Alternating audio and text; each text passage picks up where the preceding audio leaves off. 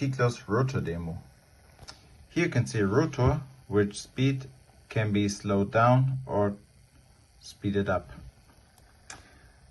This data is sending here to a dashboard in real time by using the PLM module. Thanks to augmented reality, it is possible to see the sensor values also in real time on a smartphone.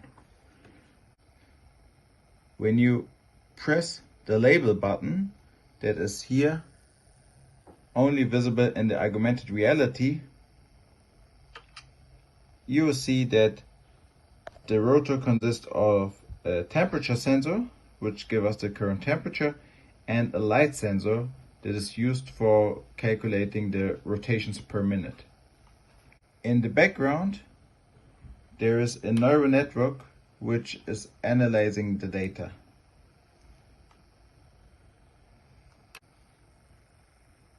If the rotor gets interrupted,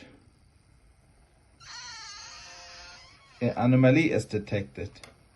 This anomaly is also shown here in a dashboard by this red point here, and in addition here there's an alarm section which gives you the warning.